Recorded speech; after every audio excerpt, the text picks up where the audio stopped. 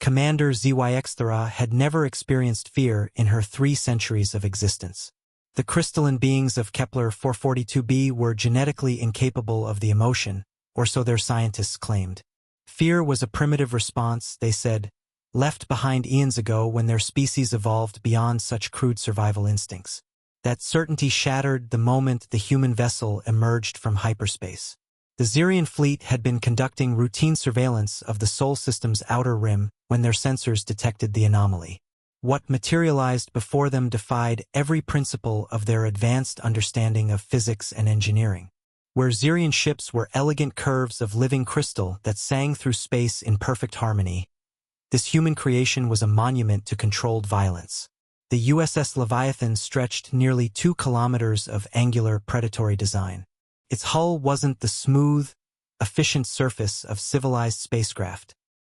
It was a patchwork of armor plating, weapon emplacements, and scars from battles that told stories of impossible survival. Massive railgun turrets jutted from its frame like the spines of some primordial beast, each one capable of launching projectiles at relativistic speeds. "Impossible," whispered Science Coordinator Velcon, his normally stable crystalline structure flickering with distress patterns. "Their technology should be centuries behind ours. How did they build something so barbaric yet effective?" Zyxthera studied the tactical displays with growing unease. The human ship wasn't just armed, it was overarmed. Every surface bristled with weapon systems that her species would consider redundant to the point of madness. Missile pods, plasma cannons, kinetic bombardment systems, and devices their sensors couldn't even classify properly. "Commander," her communications officer reported, voice trembling with newfound uncertainty, "they're hailing us." The transmission that followed would haunt Xerian memory banks for generations. A human appeared on screen, scarred, weathered, with eyes that held the weight of countless conflicts. Captain Elena Vasquez spoke with the casual tone of someone discussing weather, yet her words carried implications that chilled the alien observers to their crystalline cores. "Xerian vessels, this is Captain Vasquez of the Terran Defense Force. We've been tracking your surveillance activities for the past 6 months. Consider this your only warning. Withdraw from human space immediately, or we'll demonstrate why our species earned its reputation the hard way." The transmission ended, leaving the Xerian fleet in stunned silence.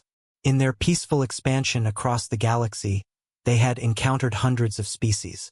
Some were more advanced, others more primitive, but all followed the universal principles of efficiency and logic in their designs.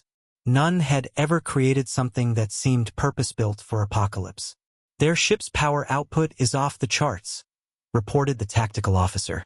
"Those aren't just weapons, they're planet killers. Multiple redundant systems, overlapping fields of fire, armor thick enough to withstand their own weapons. This isn't a battleship. It's a mobile extinction event." Zyxthera realized with crystalline clarity that humanity had evolved differently than every other spacefaring race they'd encountered. While the Xerions had transcended violence through genetic modification, and the Vorlani had achieved peace through collective consciousness, humans had embraced their violent nature and weaponized it to unimaginable levels. The Leviathan wasn't just a ship, it was a statement. It declared that humanity had looked at the vast, dangerous universe and decided that nothing in it would ever be more dangerous than they were. For the first time in 3 centuries, Commander Zyxthera felt her crystalline heart race with an emotion her species claimed to have evolved beyond. The primitive, instinctual response that whispered one simple truth: predator. The human vessel hung in space like a mechanical god of war, patient and terrible. Its very existence answered the galaxy's most fundamental question about humanity.